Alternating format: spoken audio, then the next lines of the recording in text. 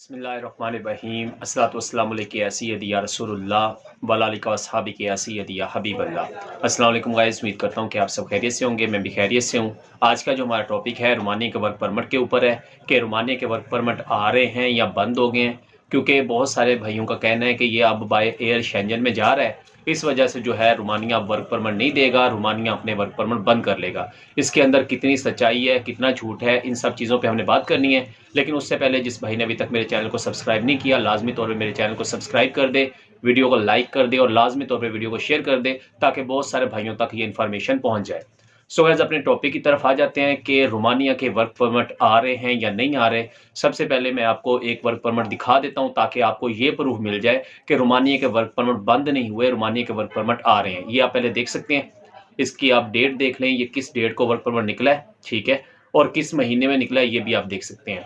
तो ये जो भाई बात कर रहे हैं कि रोमानिया के वर्क परमिट बंद हो गए हैं शेंजन की वजह से, या वैसे ही रोमानिया ने अपने वर्क परमिट बंद कर दिए हैं, ये बिल्कुल झूठी बात कर रहे हैं, बेबुनियाद बात कर रहे हैं। ठीक है मेरे भाई, हमेशा बात विद प्रूफ करनी चाहिए, ताकि अगले बंदों को भी पता चले वाकई यार विद प्रूफ बात की है और बात का मज़ा भी आया है।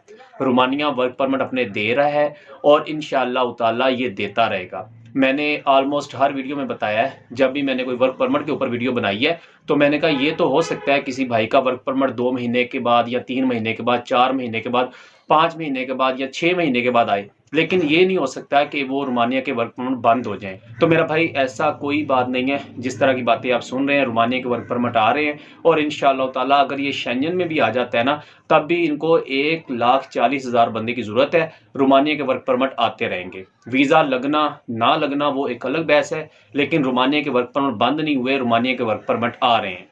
अब बहुत सारे भाइयों का क्वेश्चन ये है कि मुझे भाई हमें 3 महीने हो गए अप्लाई किए हुए, हमें 4 महीने हो गए हैं और हमें 5 महीने हो गए अप्लाई किए हुए, हम क्या करें? तो भाई ऐसे है कि अगर आपको महीना हो गया है, फिर तो अभी आपको सुकून से बैठना चाहिए, क्योंकि कम अज़ कम जो टाइम पीरियड है वो 3 या 4 महीने लग जाते हैं, जो कि रोमानिया से वर्क परमिट पाकिस्तान में आता है। ठीक है, हाँ किसी की किस्मत बहुत ज़्यादा अच्छी है तो उसका 2 महीने में या 2.5 महीने में आएगा, नहीं तो 3 महीने तो लाजमी है, और मैक्सिमम ये 4 से 5 महीने भी लग जाते हैं रोमानिया से आपका वर्क परमिट आते आते। उसकी वजह क्या है कि जी सम टाइम ऐसा होता है कि जैसे अभी दिसंबर में अगर किसी भाई ने अप्लाई किया है, तो आगे आने वाले दिनों में छुट्टियां आ जानी है रोमानिया एम्बेसी की। तो जब छुट्टियां आ जाएंगी तो काम डिले हो जाएगा, जब काम डिले होगा तो आपका वर्क परमिट भी डिले हो जाएगा। अगर आपको ऑनलाइन सबमिशन मिल जाती है तो उसका मतलब ये होता है कि 120 दिन के अंदर अंदर, यानी वो महीने बाद, 2 महीने बाद, 3 महीने बाद, या जब भी आपका वर्क परमिट लाजमी निकल आता है रोमानिया इमिग्रेशन से। ठीक है, और अगर आपको फिजिकल सबमिशन मिलती है, जो कि मैंने बहुत सारी पुरानी वीडियो में बताई हैं, अगर किसी ने नहीं देखी तो वो जाके देख सकता है कि ऑनलाइन और फिजिकल में क्या फ़र्क है। वो लिंक भी मैं दे दूंगा, आप वो वीडियो जाके चेक कर सकते हैं, आपको आइडिया हो जाएगा कि ऑनलाइन सबमिशन क्या होती है और फिजिकल क्या होती है। ऑनलाइन होती है जब आपके पेपर यहाँ से वहाँ सबमिट किए जाते हैं, तो वो ऑफिशियली तौर पर 120 दिन का टाइम देते हैं, लेकिन जो फिजिकल सबमिशन होती है उसके 1 महीने के अंदर अंदर, यानी 30 दिन के अंदर अंदर आपका वर्क परमिट निकल के आपके हाथ में आ जाता है। वो अलग बात है कि वो जो लॉयर होता है या वकील होता है वो जाके 10 दिन बाद वहां से लेता है, 5 दिन बाद देता है। सम टाइम ऐसा होता है कि लोगों के वर्क परमिट 15 दिन पहले आ जाते हैं, लेकिन लॉयर नहीं जाता, वो जहां लेना होता है इमिग्रेशन से जाके वहां से वो कलेक्ट नहीं करता, जिसकी वजह से आपके 15-20 दिन लग जाते हैं। तो जिस भाई को ऑनलाइन मिली हुई है वो 120 दिन अपने माइंड में रखे, और जिस भाई को फिजिकल मिली हुई है उसका 1 महीने बाद परमिट आ जाएगा। तो ये टोटल ओवरऑल टाइम पीरियड है जो कि रोमानिया के वर्क परमिट पे लग जाता है आजकल के दौर में। अगर ये शेंजन में आ जाता है तो हो सकता है कल को इनकी वीज़ा पॉलिसी चेंज हो जाए। अभी आप सबको पता है बाय एयर का मैंने वीडियो बनाई है, बाय एयर तो इसको शामिल करने जा रहे हैं, वो अभी कंफर्म नहीं है कब करेंगे, लेकिन हो सकता है कि बाय एयर वो इस साल के एंड में कर दें। लेकिन रोमानिया का जो ज़मीनी रास्ता है वो अभी वो ओपन नहीं कर रहे, यानी कि बाय रोड जो है वो शेंजन में इंटर अभी नहीं कर रहे। तो अगर आ भी जाता है तब भी आप लोगों के वर्क परमिट आएंगे। लिथुआनिया वर्क परमिट दे रहा है, हंगरी दे रहा है, पोलैंड दे रहा है, इटली भी इमिग्रेशन अपनी ओपन करता है, पुर्तगाल भी अपनी इमिग्रेशन ओपन करता है। इट्स मीन कि वहाँ वर्कर की ज़रूरत है, वहाँ लेबर की शॉर्टेज है। जहाँ भी लेबर की शॉर्टेज होगी, और रोमानिया जैसी कंट्री जो कि ईयू कंट्री है, यहाँ पे तो इस साल का कोटा 1,40,000 का है। जाहिर बात है अगर उन्होंने कोटा निकाला है, इट्स मीन कि उन्होंने 1,40,000 वर्क परमिट देना है। पिछले साल 1 लाख का कोटा था तो उन्होंने 90,000 के करीब परमिट निकाल दिए थे। अभी 10,000 पेंडिंग में जा रहे थे, जो कि उनको फाइलें रिसीव होगी थी, लेकिन उन्होंने परमिट अभी नहीं निकाले थे।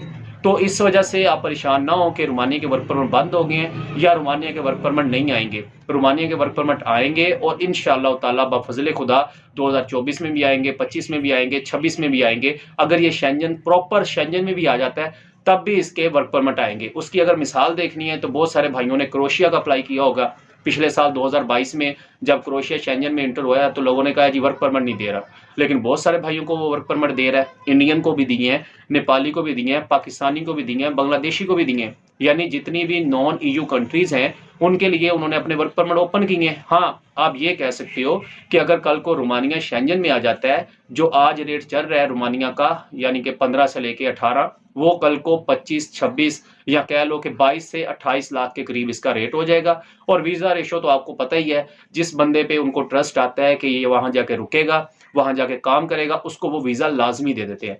जिस पे उन्हें हल्का सा ज़रा सा भी शक होता है ना कि ये बंदा वहाँ जाके रुकेगा नहीं, ये बंदा वहाँ जाके भाग जाएगा, तो उस बंदे को वीज़ा वैसे भी वो नहीं देते हैं। तो आप लोग रिलैक्स रहें, सुकून से बैठें। जिस भाई ने भी अप्लाई किया हुआ है उसका वर्क परमिट आज नहीं तो कल, कल नहीं तो परसों आ जाएगा। और जो बंदे अभी सोच रहे हैं कि हम रोमानिया के वर्क परमिट अप्लाई करें या ना करें, उनको मेरी सजेशन यही है कि अगर आपको एक ऑथेंटिक बंदा मिलता है, आपको लगता है कि ये आपका काम कर देगा, तो आपको लाजमी तौर पे रोमानिया का वर्क परमिट अप्लाई करना चाहिए। लेकिन एक ही शर्त है, अगर आपकी एजुकेशन अच्छी है। अगर आपकी एजुकेशन अच्छी है फिर आपको लाजमी अप्लाई करना चाहिए। बट अगर आपने मिडिल पढ़ा हुआ है या आपको इंग्लिश नहीं आती तो फिर मेरे हिसाब में आपको अप्लाई नहीं करना चाहिए, क्योंकि जो रोमानिया का इंटरव्यू होता है वो प्रॉपर इंग्लिश में होता है। और जिस बंदे को इंग्लिश की बेसिक ही समझ नहीं आएगी, जैसा कि मैंने बहुत सारी वीडियो में बताया, उन्होंने पूछा वेयर यू फ्रॉम, तो आगे से वो कुछ और ही बता रहे हैं। वो पूछ रहा है what is your father name, आगे से वो कह रहा है लैया, ठीक है ना। उनको ये भी नहीं पता कि उनके अब्बू का नाम क्या है इंग्लिश में या वो कहाँ रहते हैं। तो ऐसे बंदे को वो किस तरह देंगे वीज़ा। अब नीचे बहुत सारे भाई कहेंगे कि अमजद भाई इस तरह तो वो जो लेबर कैटेगरी के हैं बंदे वो तो पढ़े लिखे नहीं होते। मेरा भाई आपने जाना है रोमानिया, जो रोमानियन की लोकल लैंग्वेज है वो रोमानियन लैंग्वेज है। उनको भी इंग्लिश नहीं आती, जैसे हमारी गुलाबी इंग्लिश है उनकी भी गुलाबी इंग्लिश है, लेकिन वो हल्का फुल्का समझते हैं। पूरी दुनिया में इंग्लिश को सेकंड लैंग्वेज के तौर पे यूज़ किया जाता है, ठीक है। किसी बंदे को अगर उर्दू नहीं आती तो हल्की फुल्की इंग्लिश वगैरह उस बंदे को समझ आ जाएगी। अगर कोई अंग्रेज़ भी पाकिस्तान में आता है वो थोड़ी बहुत ही बोलता है, जो बंदा बेसिक जानता है वो उसकी बात को अंडरस्टैंड कर लेता है। वो इसीलिए कहते हैं कि आपको इंग्लिश आनी चाहिए। कल को आप रोमानिया जाते हो, वहाँ जाके अल्लाह ना करे आपको कोई मसला बन जाता है, आप किसी मुश्किल में फंस जाते हैं, कम से कम आपको उनकी लफ्ज़ तो समझ में आए ना, या आपको थोड़ी सी अपनी बात उनको समझाना आ जाए कि भाई मेरे साथ ये मसला बन गया है। अब अगर आपको इंग्लिश नहीं आती, वहां जाके ऐसे एक दूसरे का मुंह देखोगे तो आप क्या बात करोगे। आप अपने हक के लिए भी आवाज बुलंद नहीं कर सकते, ठीक है। मैं ये नहीं कह रहा कि अगर बिल्कुल नहीं आती तो आपके लिए ये मसले मसाइल होंगे। जब तक आपका कोई ट्रांसलेटर आएगा, हो सकता है कि वो आपको मिसगाइड कर दे, फिर क्या करोगे। इतना की बंदे को होना चाहिए, अगर वो आपको कहीं लेके जा रहे हैं आपको इतनी सी सेंस होनी चाहिए। बेसिक इंग्लिश, बेसिक इंग्लिश क्या होती है कि आपको हालचाल पूछना आ जाए, आपको जगह का पूछना आ जाए। कल को अगर आपका डिलीवरी का काम है तो आप जब पार्सल देने जाएंगे वो सारा कुछ इंग्लिश में होगा, किस तरह उसको रीड आउट करोगे।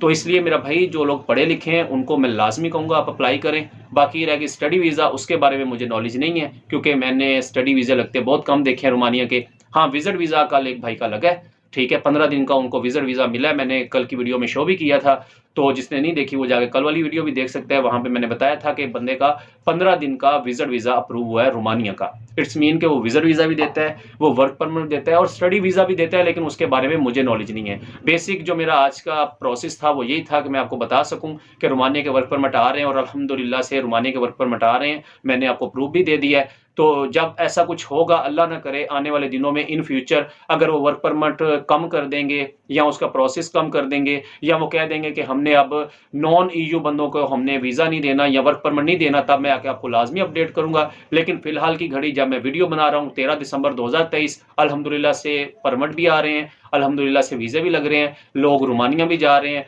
और रोमानिया से फिर आपको पता है आगे भाग भी रहे हैं। तो वीडियो अच्छी लगी हो तो आगे शेयर कीजिएगा, और जिस बंदे ने अभी तक मेरे चैनल को सब्सक्राइब नहीं किया लाजमी तौर पे मेरे चैनल को सब्सक्राइब कर दें, ताकि आपको आने वाली वीडियो का नोटिफिकेशन मिलता रहे। इंशाल्लाह आपसे मिलते हैं नेक्स्ट वीडियो में। अपना बहुत सारा ख्याल रखिएगा। अल्लाह हाफिज़।